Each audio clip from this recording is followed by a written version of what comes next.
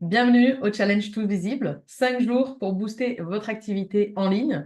Et aujourd'hui, on va accueillir Frédéric Canevet, qui est un expert en marketing. Hello, hello Mélanie, ça me fait plaisir d'être avec toi pour ce deuxième épisode, deuxième saison en tout cas, où je participe. Et c'est vrai que ça me fait bien plaisir parce qu'à chaque fois, il y a des échanges intéressants. Et puis c'est vrai que tes auditeurs sont aussi friands de petites astuces. Alors, chaque année, j'essaye de changer un petit peu les choses et j'espère que cette édition va leur plaire. En tout cas, c'est vrai que la dernière fois, tu as partagé énormément d'astuces. On a fait aussi la semaine du web ensemble. Pendant mon congé maternité, j'avais fait un truc un peu digitalisé. Il n'y avait pas de live, c'était différent. Mais voilà, là, j'aime bien ce format-là.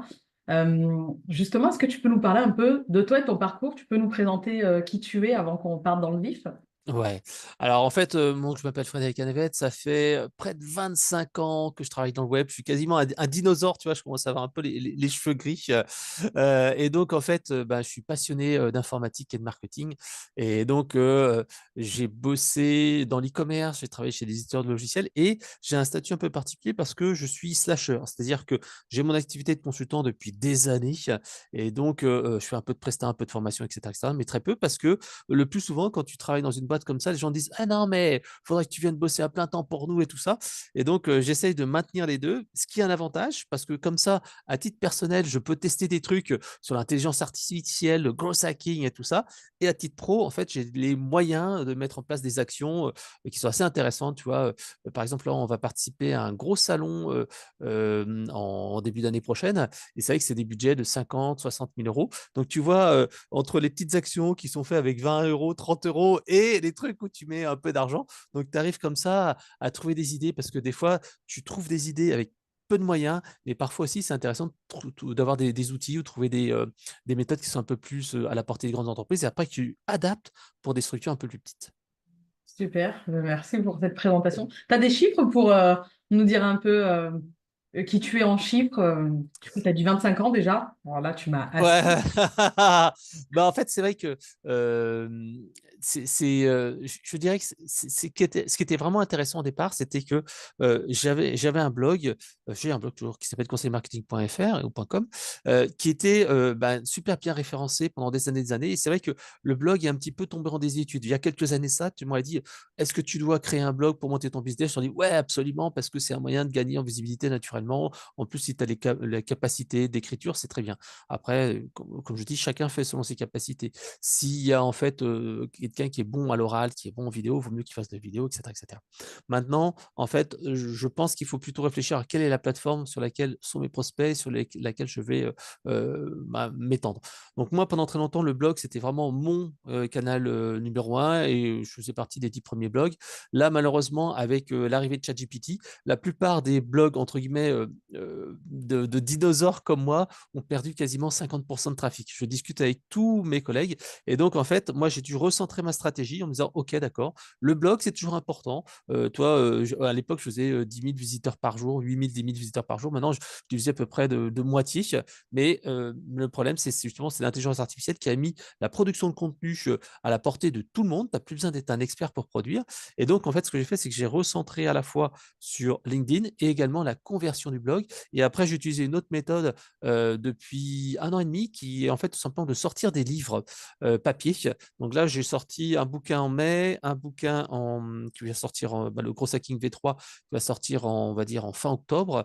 Et ça, c'est une stratégie intéressante parce que ça permet de truster en fait un secteur d'activité et de dire, tiens, je suis une référence là-dessus. Après, donc, le livre, comme ça, est un excellent moyen d'ouvrir la porte et d'aller interviewer des gens, aller tout simplement être interviewé.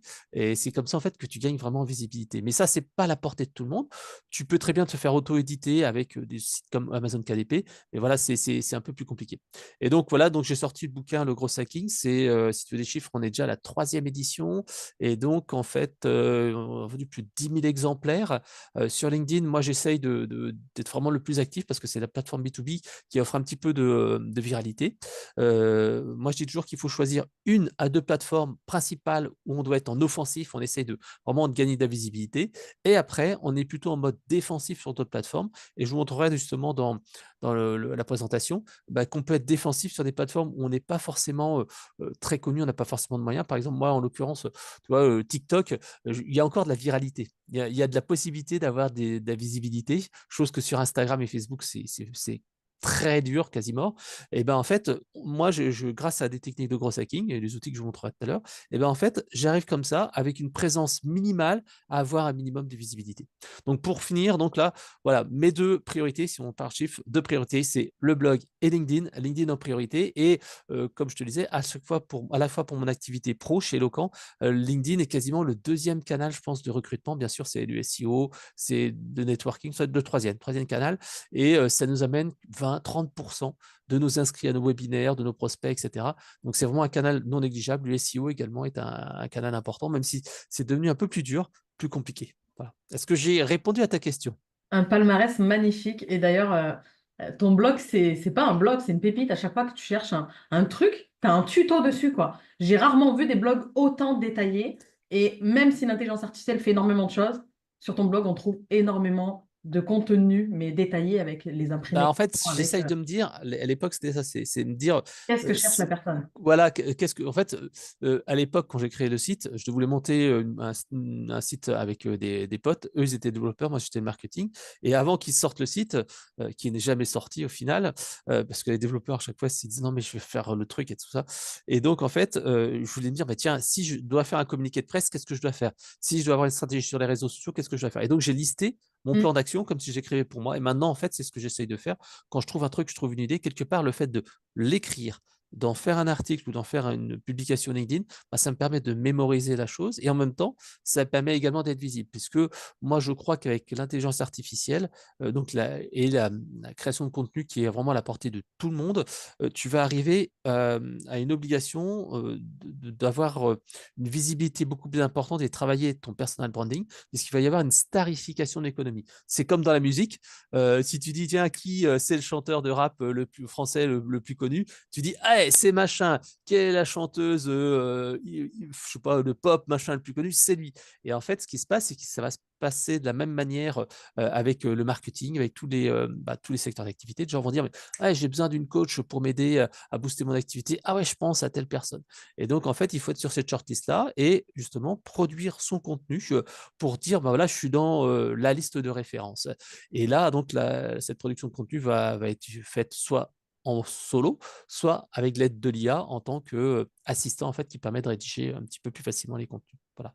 Et Ouais. donc voilà, c'est pour ça que j'insiste pour dire l'IA n'est pas un danger, même si ça a touché un petit peu les personnes qui sont au grand public comme moi, qui avaient beaucoup de sujets. D'ailleurs, il faut se concentrer sur un sujet, il faut devenir la star de son sujet, se concentrer sur sa niche, son secteur d'activité, et après mettre en place en fait des techniques de gros hacking. D'ailleurs, c'est le sujet de notre conférence où je vais essayer de vous donner quelques petits trucs et astuces pour émerger, sortir du lot. Voilà. Trop bien, j'ai trop hâte et merci de ce rappel que l'IA, c'est pas un défaut en fait et il faut le prendre et l'utiliser plutôt que de le laisser de côté et de se laisser submerger par tous ceux qui vont l'utiliser en fait, et qui ont moins Voilà. En d'utilisateurs. fait, moi, je dis toujours, ce n'est pas l'IA qui va vous remplacer, c'est Hmm. les personnes qui savent mieux utiliser l'IA qui vont vous remplacer si vous ne savez pas bien le faire. Exactement. Ah, c'est bien dit ça. Merci pour cette clarification. Alors si tu veux, tu vas nous partager du coup. Ouais, alors je vais vous partager une petite présentation que j'ai faite sur en fait justement mes hacks préférés.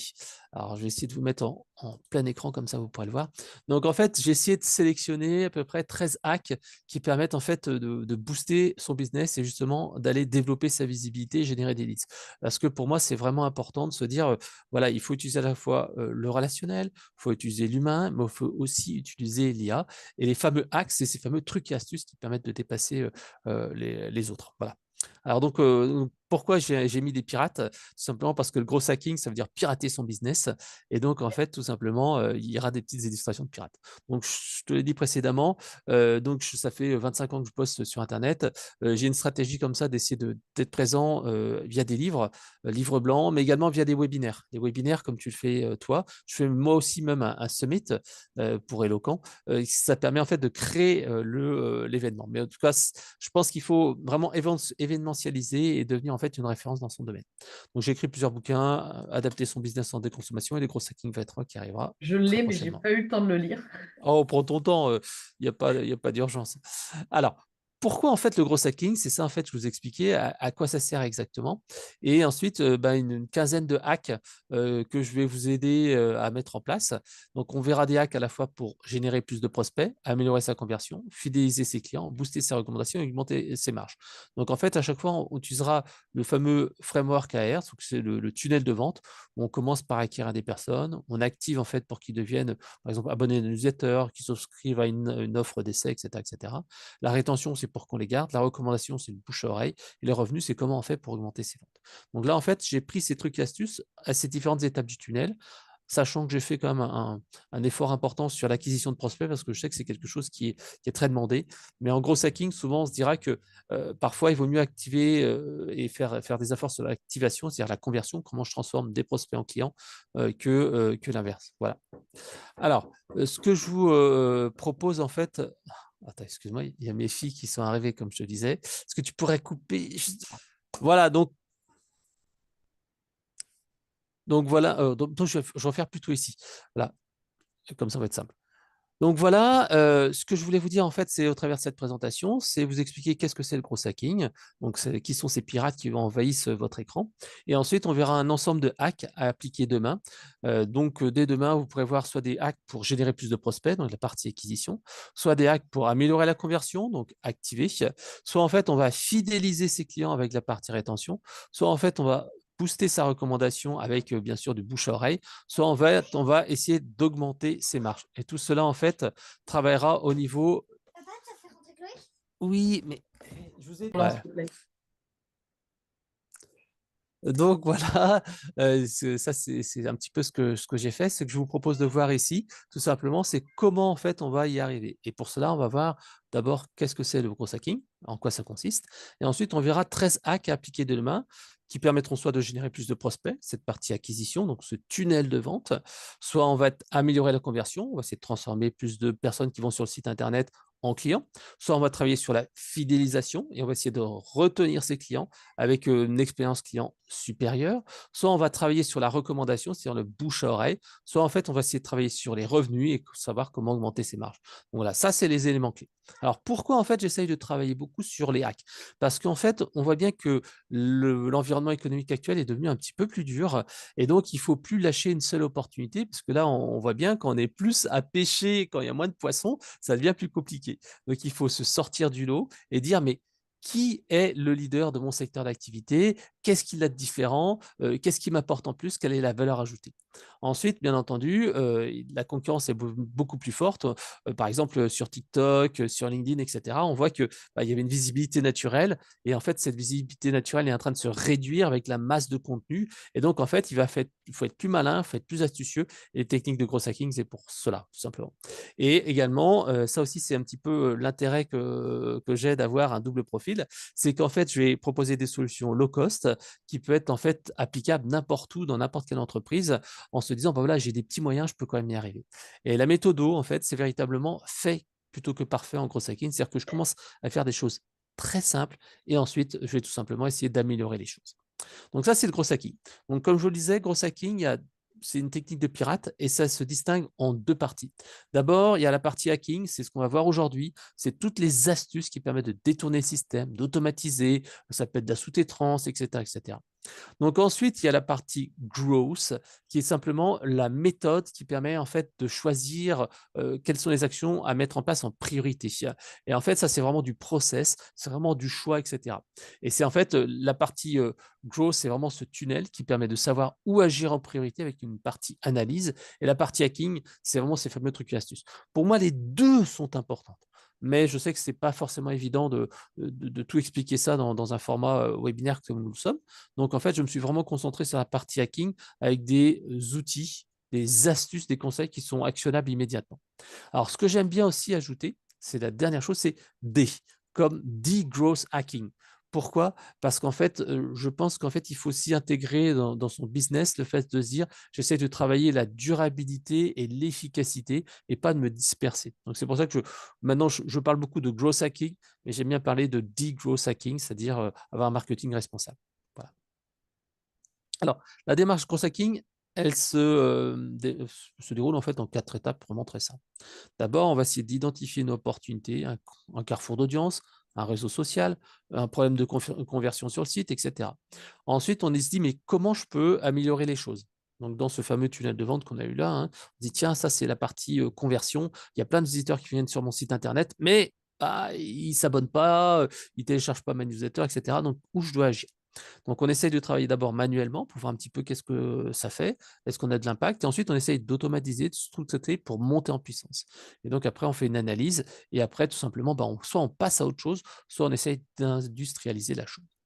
Donc voilà, c'est ce fameux framework AR qui permet de définir où agir. Par exemple, comme je disais, la conversion, ça peut être l'acquisition. J'ai besoin d'avoir, par exemple, 5 000 € de chiffre d'affaires tous les mois. Je sais que chaque client vaut 1 000 €, par exemple. Et je sais que je signe, par exemple, 10% de mes clients. Comment je vais faire si je veux faire tel montant? Alors, je remonte comme ça la file pour me dire, tiens, finalement, il me faut peut-être 50 prospects qui vont Mm. se transformer à 25% ou à 10%, etc., etc. Donc, c'est vraiment comme ça qu'on va travailler, et ce framework AR permet de cadrer la décision. Mais là, en fait, ce qu'on va faire, c'est qu'on va regarder ce framework et on va voir à ces différentes étapes où agir. La première étape, en fait, c'est l'acquisition, et c'est celle qu'on me demande le plus souvent. On me dit, mais Ouais. je veux avoir plus de prospects. Comment je peux faire? Et là, je vous ai donné quelques petits tips. Le premier, en fait, c'est sur la génération de contenu. Euh, la partie image reste quand même importante, même si on verra tout à l'heure, la vidéo est devenue, pour moi, une des reines, en fait, des réseaux sociaux. Et il faut absolument s'y mettre sur la vidéo. Mais il y a certains réseaux sociaux, ou même en fait certains contenus qui nécessitent pas forcément d'avoir de la vidéo. Un exemple ici, c'est napkin.ai. Alors napkin.ai, c'est un petit outil qui est vraiment hyper simple à utiliser. Pour l'instant, il est gratuit. C'est-à-dire qu'en fait, je ne vais peut-être pas vous montrer là, mais vous tapez napkin.ai. Vous allez ici sur comme napkin, hein, et ensuite vous avez juste en fait la petite ici le petit texte à copier-coller. Donc tapez copier-coller votre texte, et ensuite avec napkin.ai, il va vous transformer votre texte en un joli petit schéma comme ça.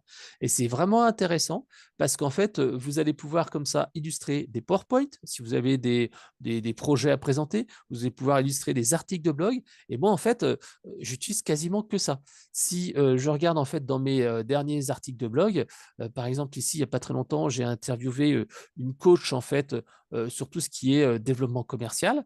Et bien en fait, une partie même quasiment toutes les illustrations ici ont été faites avec napkin.ai. Tu vois, ici, parler ou écouter, parler trop ou pas, etc., etc. Cette petit Ah, visuel-là. super, Et j'adore. napkin.ai, c'est d'une simplicité biblique. Tu te connectes, tu rentres en fait dessus, tu copies un texte. Alors imaginons, tiens, je vais prendre un texte que je n'ai pas encore passé. Allez, on prend les cartes de fidélité. On va dire que je prends, par exemple, tiens, voilà, ici, toi, par exemple, ici, carte de fidélité, achat autonome. Quelle est la différence entre fidélité et fidélisation? Enfin, on prend ce qu'on veut, en fait, hein. On prend, allez, je vais prendre ce texte-là.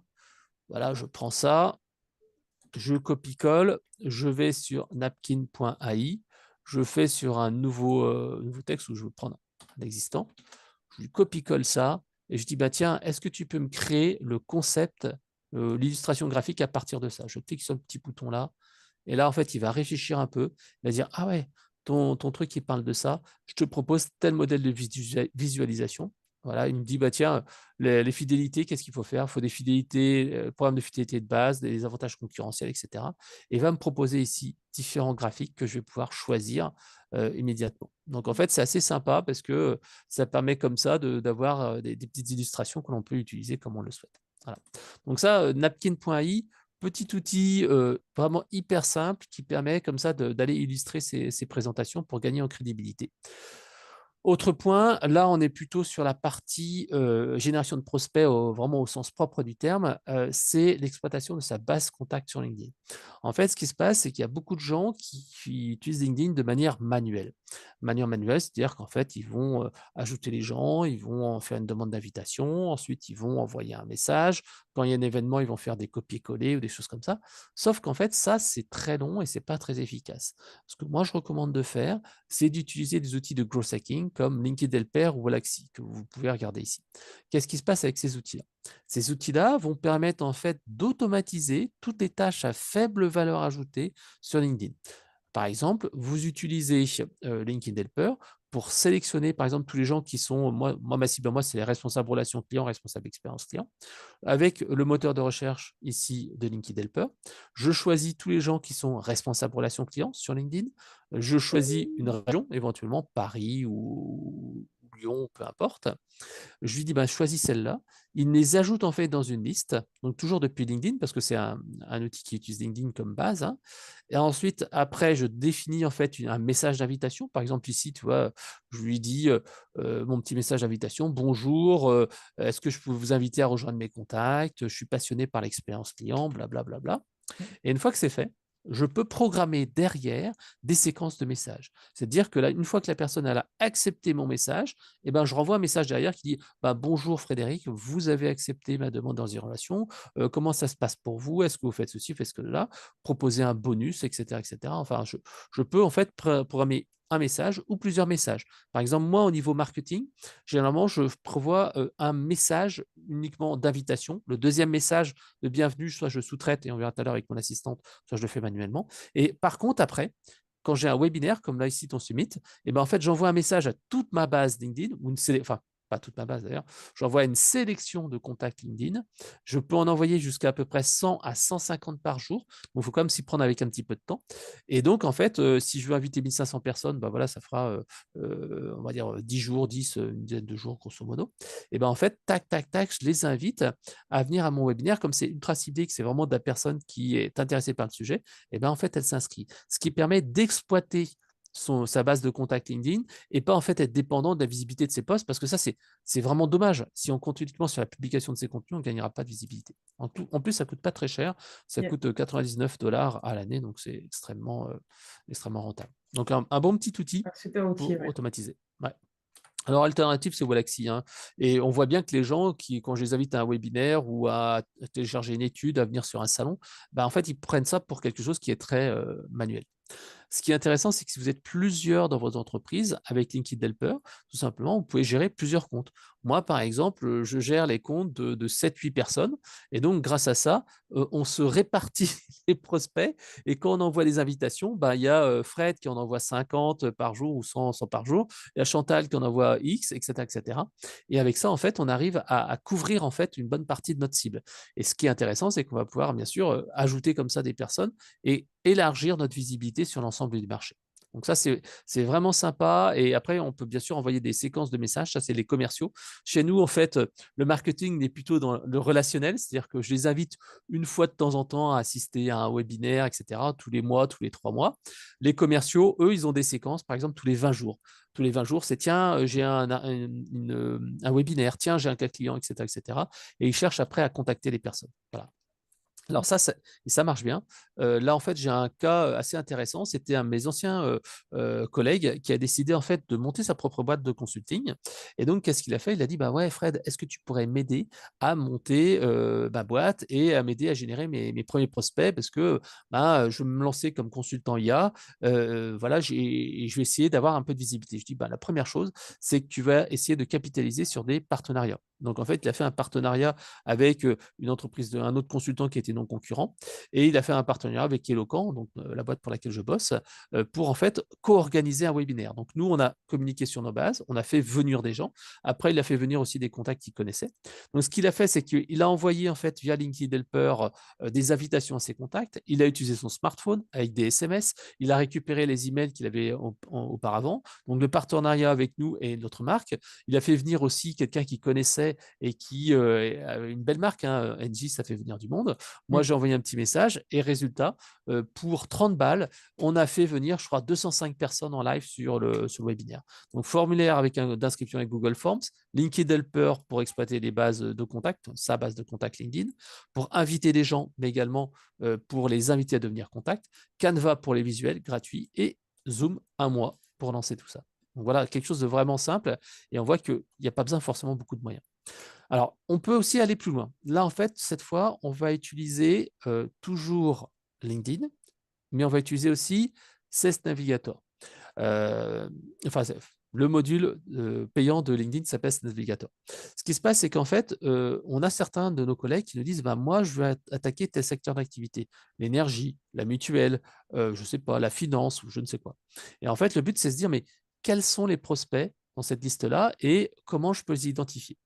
Donc là, on a une chance. On a ici la base Sirène. La base Sirène, en fait, c'est la liste de toutes les entreprises françaises qui ont été répertoriées. Alors, bien sûr, il y a des établissements et tout ça, mais on peut très bien dire, bah, tiens, je veux rechercher les gens qui sont dans telle activité, avec un effectif de, par exemple, 2, 3, 4, 5, 6, 7, 8 des salariés.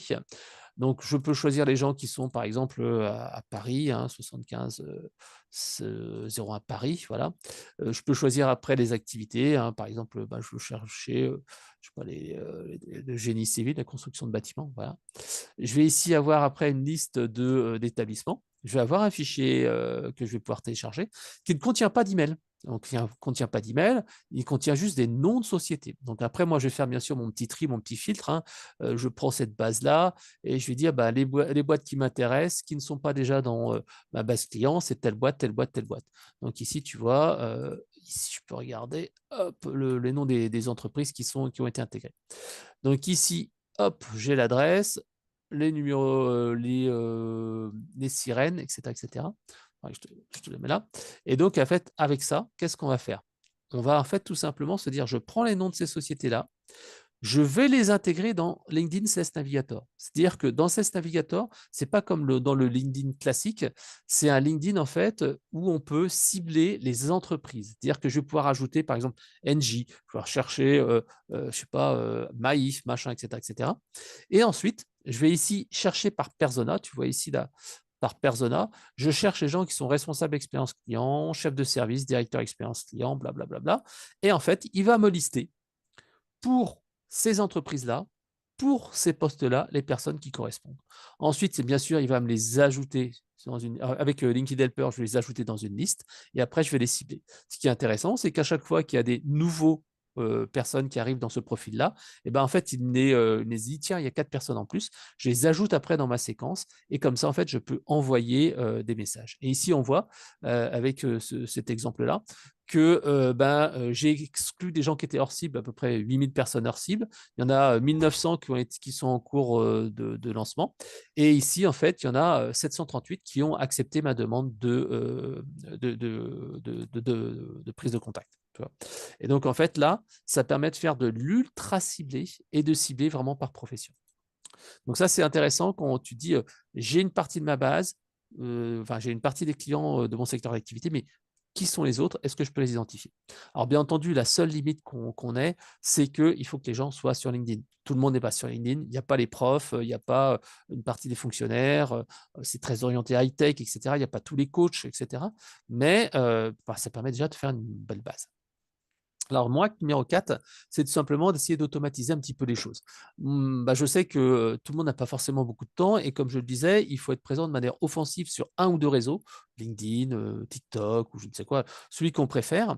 Et après, sur les autres, en fait, on a beaucoup moins de temps et il ne faut pas s'épuiser parce que si on épuise, en fait, on va baisser en fait son intensité et on va se retrouver en fait avec une visibilité qui n'est pas suffisante pour dépasser un seuil. Parce que dans tous les réseaux sociaux, et quand on cible un secteur ou une thématique, si on n'est pas au-dessus du seuil, et ben en fait, tout simplement, on n'est pas visible. Donc, on doit concentrer ses efforts. Néanmoins, c'est quand même intéressant d'être présent sur des secteurs un petit peu, sur des plateformes qui ne sont pas prioritaires. Par exemple, moi, comme je te disais, j'essaie d'être présent sur Instagram, TikTok, Twitter, etc., de manière défensive. Mais je ne vais pas y passer du temps. Donc, pour cela, en fait, j'utilise Make.com, qui est un outil qui va permettre d'automatiser les choses. C'est-à-dire que je vais dire à Make de dire, voilà, dès qu'il y a un nouvel article de blog qui arrive, tu vas tout simplement prendre le texte, c'est ChatGPT qui prend le texte, qui va l'analyser, tu vas m'écrire une publication LinkedIn, ensuite tu vas générer une image avec DALL-E, qui est en fait l'outil de ChatGPT, et ensuite tu vas me publier sur Instagram. Et en fait, de manière très concrète, c'est simple. Ici, j'ai mon compte Instagram, donc qui va s'alimenter. C'est un nouvel article de blog finalement. Exactement. En fait, c'est vraiment très simple. C'est-à-dire que là, ici, quand je vais aller sur mon site internet, tu vois, j'ai ici, généralement, on fait wordpress.com/feed. Ça, en fait, c'est le flux RSS avec mes derniers articles qui sont parus. Et donc, en fait, je lui donne ça. Donc, par exemple, ici, j'avais un article sur les cartes de fidélité. Qu'est-ce qu'il a fait? Il a pris ici mon article et il a créé Ici, le contenu. Bonjour à tous. Je viens de sortir un nouvel article, les cartes de fidélité, un moyen simple d'augmenter vos ventes. Voici ce que vous allez découvrir. Voici quelques conseils et astuces. Vous voulez en savoir plus, rendez-vous sur Conseiller Marketing. Voilà. Et donc, en fait, ça lance automatiquement ça et ça permet d'animer mon compte de manière simple sans y passer beaucoup de Et temps. Voilà. automatique, ouais, trop bien. Voilà. Donc, ça, c'est vraiment simple à faire. Donc, on peut utiliser, bien sûr, ChatGPT classique. L'autre point, et ça en fait on n'est plus dans l'automatisation, c'est plutôt dans la notoriété. Comme je te disais, le but en fait c'est de gagner en visibilité et quand on n'est pas très visible dans un secteur ou qu'on se lance ou qu'on veut vraiment passer à un autre niveau, un vrai bon moyen c'est d'utiliser la notoriété d'autres personnes, d'autres experts pour soi-même prendre un petit peu de leur visibilité. Et pour cela, moi je recommande les interviews. Les interviews en fait, ça permet tout simplement de se rendre visite auprès du public qui suit ces influenceurs ou ces micro-influenceurs pour en fait soi-même soit gagner en visibilité, soit gagner en expertise. Parce que quand on interviewe un expert connu dans son domaine, ça permet tout simplement de gagner en crédibilité, en visibilité, parce que vous allez le taguer, vous allez aussi voir vos lecteurs à vous vont voir, tiens, il connaît cette personne-là, tiens, c'est intéressant, etc., etc.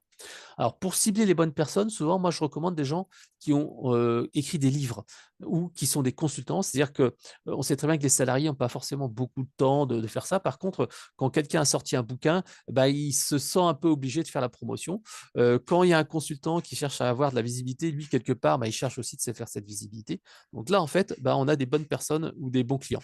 Alors donc, moi, ce que je fais, c'est que simplement, là, je te donnerai un exemple simple. Il y a 3 ans de ça, quand je me suis lancé sur le domaine de la relation client avec la boîte avec laquelle je travaille actuellement, et ben en fait, j'étais pas très connu parce que j'étais beaucoup sur le CRM, j'étais sur le secteur plutôt du marketing un peu classique.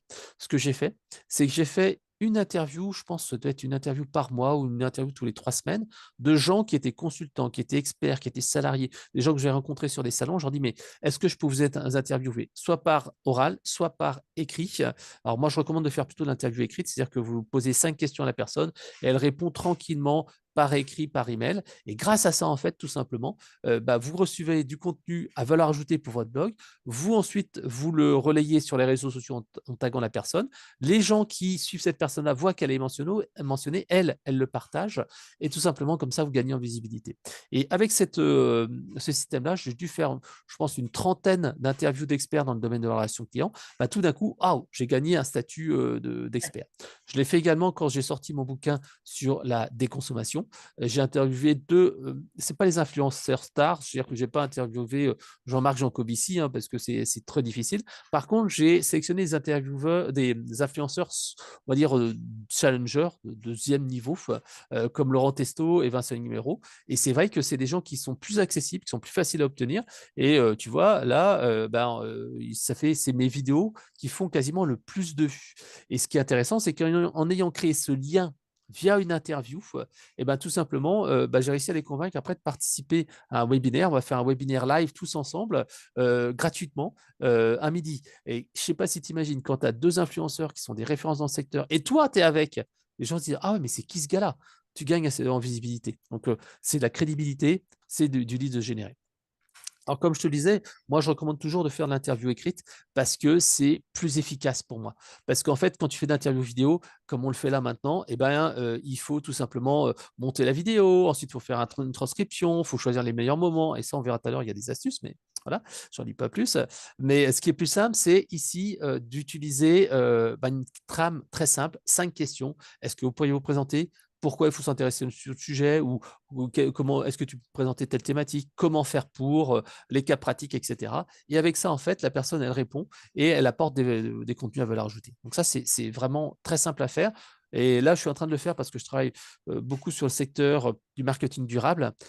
Et en fait, c'est vrai que je n'ai pas une crédibilité, je n'ai pas une énorme légitimité là-dessus. Et donc, je suis en train de refaire le coup des interviews. C'est-à-dire que là, je suis en train d'interviewer 1, 2, 3, 4, 5, 6 personnes. Alors, j'essaye de le faire tous les 2 semaines. Et tous les 2 semaines, comme ça, j'ai un contenu à valeur ajoutée, une visibilité supplémentaire. Alors, ça va dans la suite de ta stratégie de blogging, parce que du Oui, coup, tu réutilises l'interview par écrit sur le blog.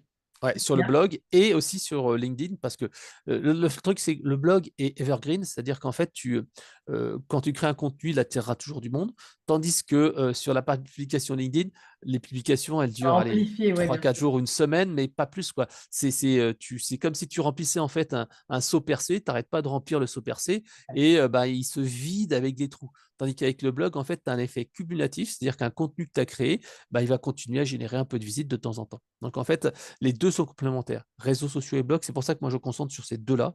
Et surtout, quand tu es uniquement sur LinkedIn, qu'est-ce qui va se passer? Et ben, en fait, tu n'es pas maître de toi. Par exemple, moi, j'utilise beaucoup de techniques de gros hacking et en particulier, j'avais deux comptes LinkedIn. C'est interdit d'avoir deux comptes LinkedIn et j'ai été un petit peu dénoncé parce que je faisais j'ai un peu trop de visibilité par rapport à des concurrents que ça a énervé. Donc, j'ai été dénoncé une fois, deux fois, trois fois et tout d'un coup, j'ai perdu un de mes comptes. Mon compte relation client. Alors, ce n'est pas le plus important, c'est pas très grave, c'est quand même embêtant, mais c'est là que tu te dis que si tu ne fais pas attention, tu peux très bien perdre toutes tes données. Tandis que si tu as ton blog, eh ben, en fait, tu as ton chez toi. Et c'est Ton pour ça qu'il blog, faut ça toujours appartient. renvoyer Ouais. les gens des réseaux sociaux vers chez toi. Petite précision, tout à l'heure, je vous ai montré le logiciel LinkedIn Helper et Wallaxy. Attention, ce ne sont pas des logiciels officiels de LinkedIn, ce sont des logiciels donc, de gros hacking qui ne sont pas autorisés par LinkedIn. Il faut les utiliser avec modération, surtout respecter les limites. Et dès que vous avez un warning de LinkedIn, vous arrêtez de les utiliser. Voilà, je précise comme ça de manière importante. Ouais, merci, je me rappelle. Ouais. Alors donc autrement, le webinaire comme on le fait là actuellement, pour moi je dirais que c'est une des meilleures stratégies actuellement pour convertir. Parce qu'en fait, on est dans une situation où les gens ont en fait une capacité d'intention qui est très limitée. Donc en fait, ce qu'il faut faire, c'est qu'il faut mériter leur attention. Et pour mériter leur attention, il faut créer un événement. Ils disent ah, il faut absolument que j'aille à ce truc-là, c'est super important. Et pour cela, en fait, pour moi, le meilleur moyen, c'est de faire un webinaire qui va dire attention, il y a un événement, vous assistez en live, vous posez vos questions, etc. etc. Et chez Locan, on fait à peu près un live une fois par mois où on essaie de générer 100, 200, 300, 400 inscrits. Et ça permet comme ça d'événementialiser, soit avec des intervenants spécifiques, comme tu le fais toi, des experts, soit en fait, on le fait avec un système de thématiques qui vont être vraiment pertinentes. Par exemple, l'intelligence artificielle dans le domaine du centre de contact, des choses comme ça, ou comment avoir de l'engagement collaborateur. On essaie de trouver des thématiques qui sont reliées à nos produits et vendre nos produits derrière. Donc voilà. Donc ça, c'est intéressant parce que ça permet donc de faire venir du monde, etc. Le problème, c'est qu'avec ces webinaires, ben, il faut trouver les intervenants, il faut préparer, il faut tout simplement faire le live, ensuite, il faut gérer le replay, blablabla. C'est tout un système. Donc moi, ce que je recommande de faire, c'est de faire ce qu'on appelle l'Evergreen Webinar. L'Evergreen Webinar, qu'est-ce que c'est? C'est que tu fais une session une fois, par exemple la nôtre, comme ici maintenant, on l'enregistre et après, tu peux l'utiliser en replay. Et donc, tu reprends ta vidéo. Et ça, ici, on peut le faire avec l'outil qui s'appelle Livestorm. C'est-à-dire que tu enregistres une fois et ensuite, tu partages une vidéo et après, tu déroules le truc et à la fin, tu dis, tu reviens pour la partie questions-réponses. Donc ça, c'est vraiment intéressant. Donc, il faut Euh, revenir pendant qu'il y a les personnes qui sont en train de regarder. Je recommande de revenir à la fin, moi, pour la Ouais, à partie la fin, questions-réponses, parce que c'est quand même mieux.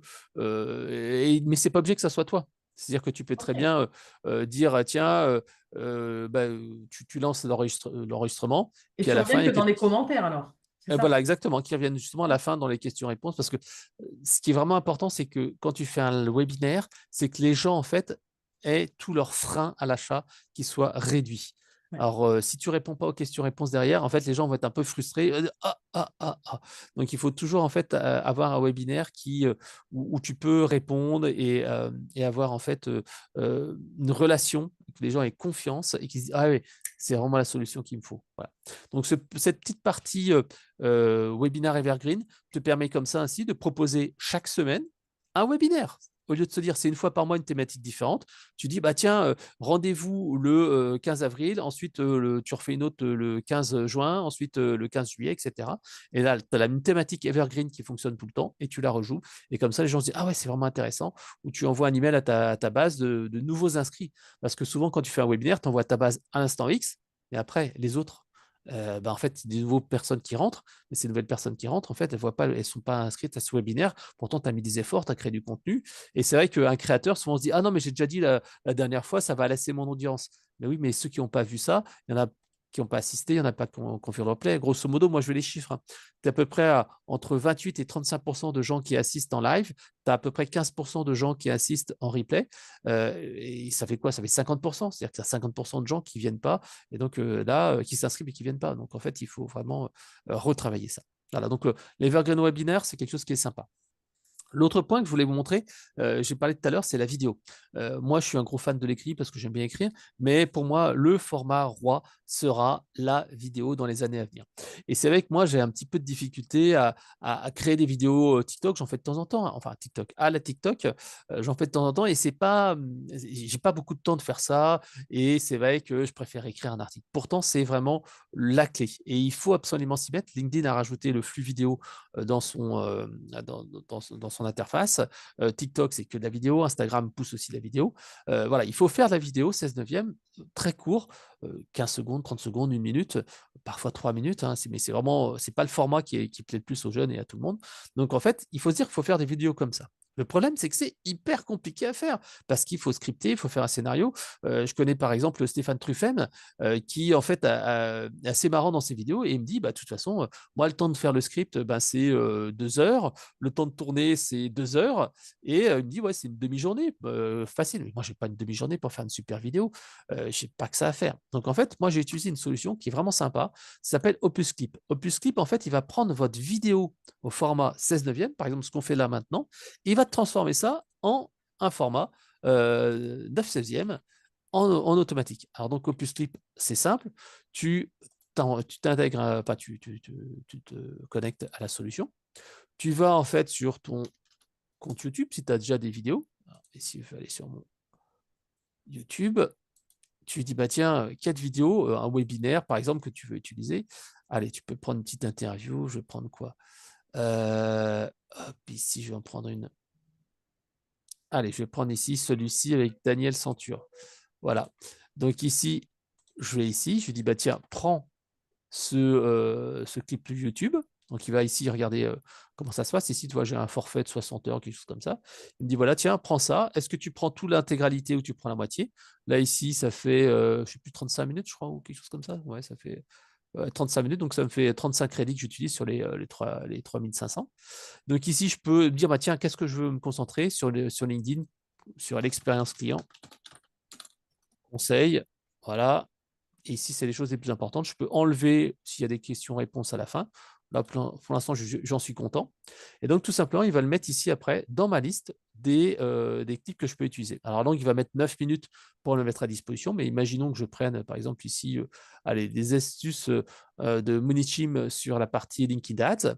Donc là, j'ai déjà traité. Donc, il va me dire ici, tiens, cette vidéo, il m'a pris la vidéo de 45 minutes et il me dit, tiens, celle-là, cette partie-là est intéressante parce qu'il y a un hook. Tu peux vraiment avoir de l'attention. Il y a un flow, il y a une déroulée, il y a ici de la valeur ajoutée et c'est un peu tendance. Et là, il dit, bah, tiens, ici, il y a cette vidéo et il dit, bah, tu peux lire en fait le truc, est-ce que c'est intéressant ou pas? Et là, tu dis, bah, tiens, c'est intéressant, c'est pas intéressant. Si tu es sur ton LinkedIn, ton application mobile, tu cliques sur une vidéo, non, c'est pas intéressant, ah, c'est Et pas c'est lui intéressant. qui sous-titre, hein. Voilà, il sous-titre tout. C'est Imaginons que bah, celui-là, il est sympa. Voilà, celui-là, il est sympa. Il me dit qu'il n'est pas très bien, mais voilà, je vois le titre. Ah ouais, c'est sympa. Je vais faire une édition. À ce moment-là, en fait, donc, je vais tout simplement prendre cette vidéo-là, ici, d'Opus Clip. Et ici, bah, soit en fait, je peux choisir, hop, est-ce qu'il va le mettre en plein écran, pas plein écran. Je peux aussi hop, me mettre un peu comme ça là. Si je veux que ça soit un peu plus clean, je regarde un peu comment la vidéo se passe. Là, il me met le sous-titrage. Je peux aussi me dire, tiens, ici, je vais mettre le sous-titrage parce que c'est un peu noir. Et comme ça, je vais remonter. Voilà. Donc ici, j'aurai mes sous-titres qui vont apparaître comme ça. Donc, tu vois, c'est assez simple. Tac, tac, tac. Si je veux ajouter des sections dans la vidéo que, bah, tiens, ça c'est intéressant, hop, je vais ajouter ça dans la vidéo. S'il y a un texte qui est mal transcrit, je peux le supprimer de la vidéo, donc ça sera coupé de la vidéo. Soit je peux modifier les textes, enfin, je peux faire vraiment tout. Et une fois que c'est fait, je clique sur Save Change. Et après, tout simplement, bah, je télécharge soit la version vidéo qui est optimisée au format 9 16e, soit en fait, tout simplement, je peux directement le publier sur les réseaux sociaux, ici. Je publie sur TikTok, je publie sur Instagram, sur Twitter, etc. Et c'est vrai que moi, comme je te disais, TikTok, je suis pas une star, quoi, voilà. Mais j'arrivais pas à publier. Et c'est vrai que depuis que j'utilise Opus Clip, toi, c'est pas des rendus déments, hein, toi, c'est 340 vues à chaque fois. Mais avant, je faisais 0. Hmm. Donc, quand tu dis je faisais 0 et maintenant, bah, j'arrive à faire 300 à chaque fois, Bon, c'est une petite présence défensive. En un clic, j'ai ma vidéo sur Twitter, j'ai ma vidéo sur TikTok, j'ai ma vidéo sur Instagram. Maintenant, en fait, en plus, les shorts vont passer à 3 minutes. Donc, je pourrais l'avoir aussi sur YouTube Shorts qui ont de la visibilité parce que les vidéos YouTube classiques, tu n'as plus de visibilité. C'est très dur d'être visible. Par contre, les shorts, tu as encore de la visibilité. C'est en train d'exploser, ouais. Voilà. Donc, ça ne coûte pas très cher. Ça coûte 170 balles à l'année pour 60 heures. Donc, on peut faire pas mal de choses. Donc là, on a vu la partie acquisition, comment en fait on va attirer des gens avec du contenu ou de la prospection dans le dur. Maintenant, on va partir sur la partie activation, c'est comment on va faire pour les transformer en prospects. Alors, un petit hack hyper simple que je vous invite à faire, c'est le bouton « Je réserve le replay » ou « Je veux le replay ». Ça, je me suis rendu compte que ça faisait des miracles dans les emails parce que les gens en fait ont une saturation un petit peu avec les lives et ils n'ont plus le temps à accorder parce qu'il y a des gens qui ont fait des lives qui étaient de faible qualité. Donc, les gens se disent « Non, mais on m'a eu une fois, on ne m'aura pas deux fois ». Donc, ils ne s'inscrivent pas. Par contre, si vous mettez en avant le bouton « Je réserve le replay », là, vous verrez, vous aurez des retours assez intéressants. Et systématiquement, maintenant, je le fais tout le temps dans mes emails. 9e point, ici, créer du lien avec ses contacts. On a parlé beaucoup d'IA, on a parlé beaucoup d'automatisation. Oui, c'est vrai que c'est bien, mais moi, ce que je recommande, en fait, c'est de créer du lien avec les personnes. Et moi, je le vois, le simple fait de souhaiter les anniversaires, les changements de poste, etc., les gens, ils répondent. Tandis que quand on leur envoie du spam, quand on leur envoie des invitations pour des événements et tout ça, bah, ils ne répondent pas. Là, par contre, quand on a souhaité une fois, deux fois les anniversaires, un anniversaire professionnel, bon poste, etc., on n'est plus un inconnu. On est quelqu'un qui a souhaité l'anniversaire, quelqu'un qui a dit machin. On est une relation qui compte. Et là, à ce moment-là, quand on envoie une invitation, c'est plus pareil. Et c'est arrivé à tel point qu'il y a certaines personnes, bien sûr, qui me tutoient et qui me posent des questions et qui me demandent des conseils. Et après, t'es plus dans le fournisseur. Tu as créé du lien. C'est un petit peu la persuasion qu'on a dans Robert Cialdini. C'est-à-dire que tu es devenu un ami et quelque part, les gens se disent « Ouais, tiens, je fais appel à toi par ça parce que j'ai confiance en toi, machin, etc., etc. » Donc, créer du lien est vraiment essentiel. Donc, on peut le faire soi-même ou alors, et on le verra à la fin de cette intervention, on peut le sous-traiter en offshore. Alors, le hack numéro 10, c'est pour l'emailing. Comme je le disais, c'est vraiment important de continuer à maintenir sa base email parce qu'on n'est jamais libre quand on est sur un réseau social. Donc, ce que je recommande, en fait, c'est de changer de solution d'emailing et d'avoir au moins 2 solutions d'emailing. Pourquoi? Parce que quand tu as une solution d'emailing, au bout d'un moment, en fait, l'adresse IP, elle peut être criée, les personnes n'ouvrent plus les emails. Donc, résultat, tu te retrouves avec une base où tu as 30% d'ouvreurs, 40% d'ouvreurs. Et il faut se dire que tu as à ce moment-là 60-70% des gens qui ne lisent pas ta news et tu continues à leur envoyer un message, mais ça ne sert à rien. Donc, dans ces cas-là, qu'est-ce qu'il faut faire? Il faut changer de solution. Moi, ce que j'ai, en fait, c'est que j'ai 3-4 solutions d'emailing. J'ai une première, GetResponse, qui est ma solution principale, qui me permet tout simplement en fait, d'envoyer des messages en marketing automation. Ensuite, j'ai Brevo, c'est-à-dire que les gens qui n'ouvrent plus mes messages ou des gens qui sont hors cible. Par exemple, les étudiants. Si je sais qu'il y a des personnes qui sont en anglais, qui sont dans l'anglais, qui s'inscrivent.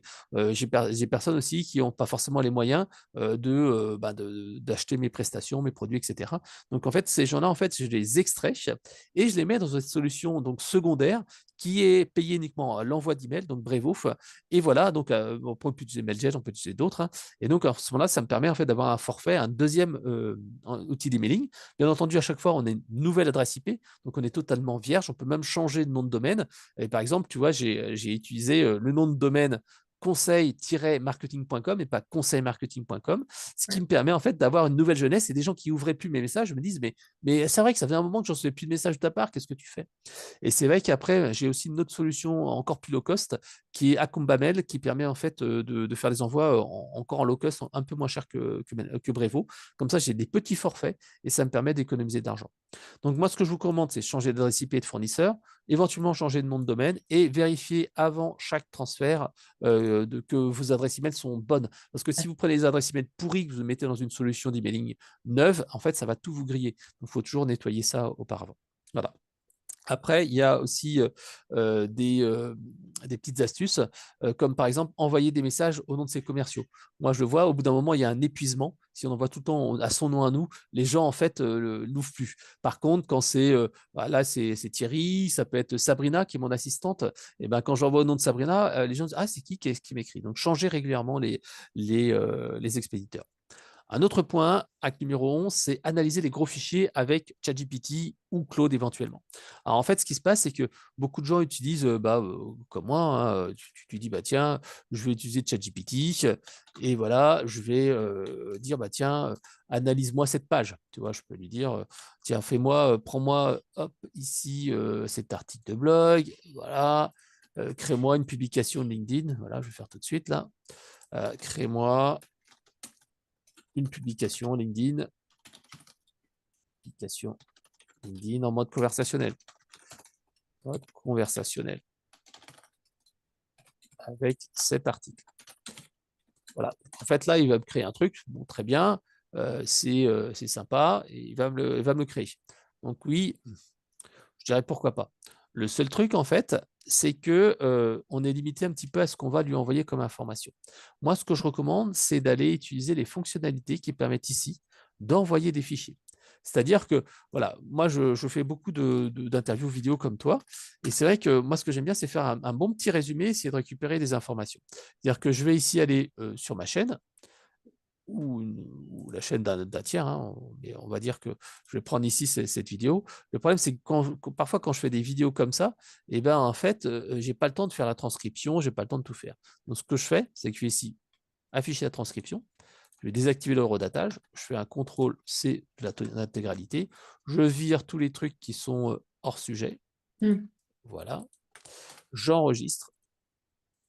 Allez, c'est parcours, hein, c'est un truc sur les parcours. Je les envoie dans ChatGPT. Voilà, hop, et je lui fais résume-moi cette vidéo. Ouais, cette vidéo en 800 mots avec les conseils, idées. Voilà, paf. Je vais juste fermer ça. Et donc, en fait, là, il me dit, ben voilà, qu'est-ce qu'il y a là-dedans. Donc, en fait, il va reprendre un texte qui est pourrave et en fait, il va me faire un truc qui va être sympa. L'autre usage, et ça aussi, c'est vraiment intéressant, c'est qu'en fait, tout à l'heure, on a parlé de plus de personnalisation, plus d'efficacité. Avec Mistral ou ChatGPT, ce qui est assez magique, c'est qu'en fait, ils sont capables de faire des tâches qu'un stagiaire mettrait des heures à faire. Par exemple, imaginons que tu aies une base d'email. Ici, je vais aller prendre ici une base email. Hop, je vais prendre une autre base ici, je l'ouvre là.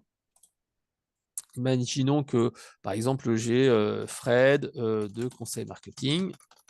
Voilà. Ici, je vais mettre Fred, conseil marketing. Donc, je vais mettre prénom. Voilà. Et j'ai ici, par exemple, donc société. Et ici, j'ai l'email. Voilà. Et l'email, je ne vais pas mettre d'email. Ici, je vais mettre Mélanie. Société, punch ta visibilité. Et après, je vais mettre, par exemple, ton nom de domaine, Mélanie, arrobas, machin. Donc, j'enregistre ici ma base.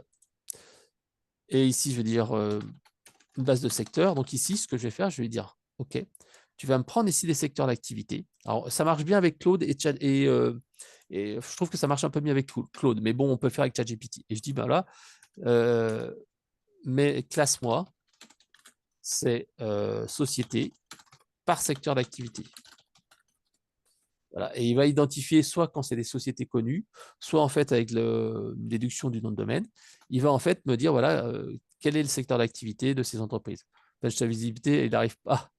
Il contient 2 secteurs d'activité. Alors là, il n'a pas bien réussi à les trouver, mais je l'ai fait moi avec une base sirène, c'est-à-dire que j'ai pris tout mon CRM, j'ai tout sérétisé, enfin tout sectorisé. Et donc, comme ça, j'arrive à avoir des bases de données où je peux adresser des messages verticaux dans la mode, dans le transport, dans la logistique, etc. etc. Tu Et vas c'est assez segmenter magique. en fait. Ouais. Ouais, c'est hyper, hyper efficace. Alors, bien entendu, quand c'est des trop petites boîtes, parce que Punch ta visibilité, il ne connaît pas, si, pas encore, hein, tu n'es pas encore au niveau Après, international. tu l'as mal écrit. Ah, peut-être, ouais. Mais non, non, mais Punch. oui, après, Ouais, il mais n'est tu pas pourrais traduire, content. par exemple, Marc, il travaille chez Engie, voilà, et puis Toto, qui travaille chez EDF, voilà, et puis il y a Sandra, qui travaille chez, par exemple, je ne sais pas si chez LVMH, LVMH, voilà. Et donc, en fait, bon, je vais réessayer. Ça va être l'effet Bonaldi. On va voir si ça va marcher. Alors, classe-moi quels sont les secteurs, quels sont les secteurs d'activité l'activité de ces entreprises. Base-toi sur leur nom. Sur leur nom, et voilà. Et ensuite, des secteurs, utilise des secteurs, les secteurs, par exemple, énergie, banque, luxe, pour les classer. Donc voilà. Donc en fait, tu fais ça. Et là, en fait, il va te permettre de classer tout ça directement. Et donc, il va dire NJ, voilà, NJ, c'est bien énergie, marketing communication, conseil marketing, punchabilité, luxe là-dessus. Donc, toi, tu as bien classé ce coup-ci. Et donc, tu vois, et ça permet vraiment de gagner du temps et de Ouais. travailler ton secteur là-dessus. Et tu peux faire beaucoup de choses, à la fois faire du classement de données, voir les clients qui sont contents, pas contents, etc., etc. Bon, bien sûr, tout n'est jamais 100% fiable, mais ça peut t'aider. Voilà. Alors maintenant, on arrive à la partie fidélisation. Fidélisation, tout simplement, moi, ce que je recommande toujours, c'est l'enquête de SAT. Ça a l'air tout bête, mais l'enquête de satisfaction, pour moi, c'est essentiel. Donc, ça permet de récolter des avis, corriger l'insatisfaction, mais surtout, ça va permettre d'avoir des témoignages clients. Donc, tout simplement, tu envoies un Google Forms, un Typeform, SurveyMonkey, peu importe, et tu l'envoies dans ta séquence de marketing automation. Et après, tout simplement, bah, tu vas pouvoir demander aux personnes, est-ce que je peux publier cet avis sur le web? Et avec Canva, bam, tu transformes en un joli petit avis. Et c'est vrai que c'est ce que j'ai fait, moi, il n'y a pas très longtemps, hein. Tu vois, j'ai, pour mon bouquin sur la déconsommation, qu'est-ce que j'ai fait? J'ai pris ici ces avis qui étaient là, donc des avis qui venaient de réseaux sociaux, des avis qui venaient de personnes qui publiaient sur LinkedIn. J'ai pris des avis qui étaient sur, ici j'ai dû prendre des avis Amazon, J'ai vu etc., ma etc. photo, voilà, la Ah oui, photo de ma publication. et ouais, tu dois être dedans. Tu vois, si je regarde ici, Ouais, j'avais fait un hop, post sur le livre. exactement, et regarde, tu vois, tu dois faire partie là-dedans. Alors, copie, c'est là-dedans. Voilà. Donc, j'ai un premier lot qui a été fait ici. Et voilà. Donc, j'ai repris en fait l'avis qui était, enfin, c'est même pas un vrai avis, mais c'est le témoignage qui était fait sur les réseaux Oui, sociaux. c'est un avis, hein. Voilà. Et Quelle que donc, en soit la fait, plateforme ici, dont il vient, c'est un avis quand même. ouais. Et quand tu n'as pas la personne, tu choisis ici illustration homme, par exemple. Mm. Et voilà, là, tu trouves en fait ton image et tu vas le mettre dessus, quoi. Et donc là, hop, voilà, tu en as un bon paquet, quoi. Et ça te permet d'avoir une meilleure cohérence et d'avoir quelque chose qui est vraiment clean et qui est vraiment simple à mettre en place. Voilà. Alors, Bon. donc en fait, le dernier point que je voulais voir avec toi, c'est comment en fait on va faire pour augmenter les marges. Donc, le dernier point, en fait, c'est d'essayer de réduire ses coûts. Un point que j'utilise beaucoup, c'est l'assistante virtuelle. J'en ai parlé tout à Mm. l'heure. L'assistante virtuelle, c'est quelqu'un qui est à distance, qui est par exemple, moi, mon assistante, elle est à Madagascar, ça fait 5 ans qu'on travaille ensemble. On a un forfait en fait de 400, 500 euros tous les mois. Et donc, elle travaille beaucoup ou pas beaucoup, elle est comme ça, elle est sûre d'avoir un revenu récurrent et stable de son niveau. Et en fait, tout simplement, bah, je le fais travailler. Autrement, on peut utiliser des plateformes comme par exemple Upwork, Fiverr, etc., etc., Malte. Grosso modo, tu payes entre 5 et 10 euros de l'heure. On est comme plutôt sur 6 euros de l'heure maintenant. Et on peut lui confier des tâches simples, comme par exemple, moi, auparavant, elle répondait au chat. Alors, j'ai mis un chatbot maintenant sur le site internet, mais elle peut répondre à mes emails. Elle travaille sur du traitement de fichiers, sur les réseaux sociaux, en fait, jusqu'à ce que là, j'ai beaucoup automatisé des choses. Donc, elle faisait aussi des choses manuelles. Par exemple, quand je lui donne des personnes qui sont sur un salon, ou qui ont assisté à des conférences, je dis, tiens, tous ces gens-là, je voudrais que tu me les ajoutes sur LinkedIn. Le C'est truc, vrai. c'est que je ne vais pas le faire moi-même. J'ai un fichier de gens qui sont inscrits à un webinaire, je n'ai pas leur profil LinkedIn. Eh ben, les gens intéressants, je dis, Sabrina, tu me prends le nom et prénom de ces personnes-là, tu renvoies un petit message et tu choisis la bonne personne dans la liste. Dis, suite à au webinaire auquel on a assisté ensemble, je me permets de t'inviter sur LinkedIn, ta, ta, ta, ta. Là, donc là, ça me sert aussi donc faire les fameuses invitations ciblées. Et aussi, bah, j'utilise des outils comme Fiverr et Upwork et ComeUp pour tout simplement ici faire réaliser des illustrations. Par exemple, mon dernier bouquin que tu as vu, hein, adapter son business dans un monde en déconsommation. Et ben en fait, la couverture qui est là, elle a été faite par un illustrateur, je crois, qui doit être indien. Tu vois. Ok. Et le bouquin, si tu regarde l'échantillon, le bouquin, la moitié des illustrations en fait de ce bouquin-là viennent en fait voilà, par exemple celui-ci là, vient de ce fameux illustrateur. Donc en fait, je le brief, je le coach avec des idées. Toi, c'est lui que je lui ai dit, bah tiens, dessine-moi Moïse qui, je ne l'ai pas vu là, il était dans le coin. Moïse voilà, qui ouvre les eaux, et tu as les gens qui jouent sur la plage, qui boivent des bières et tout ça, et il dit et vous venez. Donc voilà, donc en fait là ici, ça me sert vachement à gagner en visibilité. Par exemple, je lui ai fait faire un autre illustrateur, c'était un Ukrainien cette fois, et en fait, je lui ai fait faire en fait des dessins, et en fait, il m'a fait 84 planches de BD que j'utilise régulièrement sur les réseaux sociaux. Donc c'est vraiment sympa, et ça permet d'avoir un truc un peu plus fun. Voilà, donc bah, j'avais promis 1 heure, on a dépassé à peine, je pense qu'on est tout juste sur le créneau. Donc, ce que je voulais vous dire dans cette petite mini-formation, c'est que la manière de travailler doit être revue avec le contexte économique qui est plus dur, avec la concurrence qui est plus forte et la saturation des audiences. Ce qui est vraiment important, c'est d'utiliser des méthodes astucieuses. Et justement, le gros hacking va permettre d'aller chercher ces petits pourcentages de croissance en plus, et d'essayer de trouver ces petits hacks qui vont permettre de gagner en productivité et efficacité. Alors, bien entendu, les hacks, c'est juste une première partie. Ce sont des trucs astuces. Il faut une méthode, il faut une stratégie, il faut une bonne offre, etc. etc. Quand on a ça qui est déjà bien solide, on peut utiliser ces hacks. Donc, voilà, ça, c'est un premier point. Donc, on utilise les hacks, mais ce n'est pas suffisant. Il faut vraiment se concentrer sur son offre, optimiser son cycle de vente. Et c'est un petit peu la deuxième partie qu'on voit dans le bouquin, c'est comment je vais choisir les meilleures idées. Voilà. Donc, ce que je voulais vraiment vous dire aujourd'hui, c'était ça. C'est il y a des astuces, gagner en visibilité, essayer de travailler votre audience, et essayer de faire en sorte en fait de se dire comment je peux faire pour gagner en visibilité sans y passer mes nuits et mes jours, avec l'efficacité maximale. Et c'est ça en fait la philosophie Growth Hacking, c'est avoir une efficacité, avoir un maximum de résultats avec un minimum de moyens. Voilà. Alors Mélanie, j'espère que j'ai répondu à ton Largement, attente largement. dans cette petite introduction au Growth Hacking. Petite introduction magnifique. Alors, petite, je dirais pas petite. Oui, 1 heure, Une c'est grosse peut-être un peu long. introduction. J'aime bien ce rappel que les hacks, c'est le début. Après, Oui. il y a le côté grouse et le côté analyse qui peut-être est plus loin pour les personnes qui n'ont jamais testé. Et justement, ton livre permet d'aller comprendre toutes les notions et comment ça fonctionne avec tout ce qui est analysé, comment l'analyser et justement tous les frameworks qu'il y a à faire. Donc, c'est une pépite pour ceux qui veulent aller beaucoup plus loin. Moi, je te remercie parce que, comme d'habitude, c'est dans les détails. La présentation représente bien tout ce qu'il y a sur ton blog aussi. Donc, c'est vraiment ta patte. Merci.